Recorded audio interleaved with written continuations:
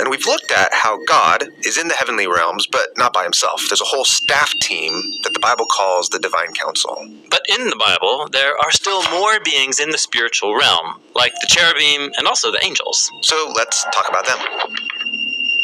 Okay, first, the cherubim. These are chubby little babies with wings, right? No, you gotta get that image out of your head. Cherubim, or in Hebrew, cherubim, they're way more fascinating. They're described as hybrid creatures, a collage of different animals, and every time they do appear, they look a little bit different. That's intense. Yeah, they're supposed to be intimidating. They stand guard at the boundary between heaven and earth. If you see them, you know you're entering the presence of the one who is above all and truly other. The first time cherubim show up in the story of the Bible, they're standing outside of the Garden of Eden. Right, the garden is God's temple residence, and so he places these spiritual bodyguards at the entrance so that the rebel humans can't get back in and ruin everything. But the biblical story is about how God wants us back in his presence. Yes, exactly. So this is why he chose the people of Israel and gave them the gift of a symbolic miniature Eden called the tabernacle, and then later the Jerusalem temple. In both of these spaces, cherubim were painted and engraved all over, reminding the priests that they are working in God's presence. Now, if a priest went into the Holy of Holies, he would see there a golden box called the Ark of the Covenant, and on it were two cherubim. What's going on here?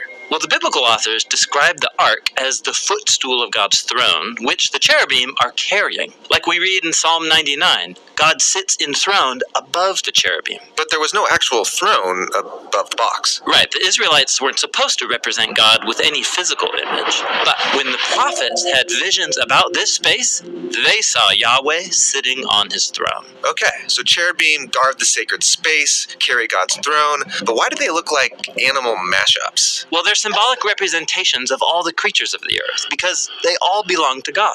This is why in Isaiah's vision, all of the creatures are singing, everything that fills the earth is God's glory. Like a choir. Yeah, through the cherubim, all creation offers praise to its maker. Great, that's the cherubim. Now let's talk about angels. I'm way more familiar with them, human-like figures with feathery wings. No, wait, stop. Angels in the Bible don't have wings. What? No wings? No angel wings. In fact, angels are often mistaken for people because they look like us, just a bit more impressive. But the cherubim have wings. Yeah, and the angels are different because they have a different purpose. Okay, which is? Well, humans can't just march into God's realm, so God will reach out to us, and he often does so through these spiritual ambassadors. So angels are like spiritual messengers. Yeah, in fact, that's what the word angel means, a messenger. Right, this happens a lot in the Bible, like the angel who tells Mary she's pregnant with Jesus. Yeah, and then the other main role of angels is to perform missions on God's behalf. Sometimes they rescue people from danger, like when Peter is released from prison.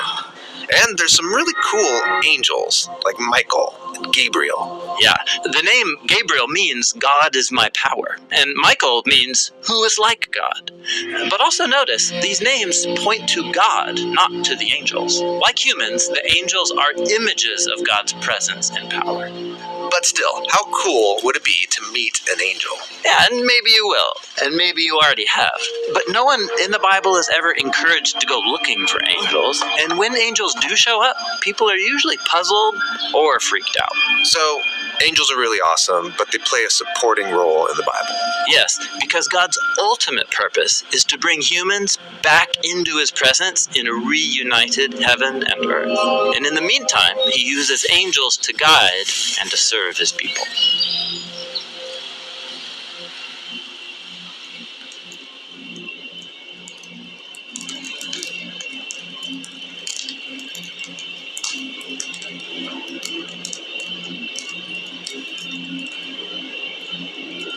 You just watched a video on cherubim and angels in the Bible. And there's one angel character in the Bible who's a bit more complicated. He's called the angel of the Lord, and that's what we're going to look at next.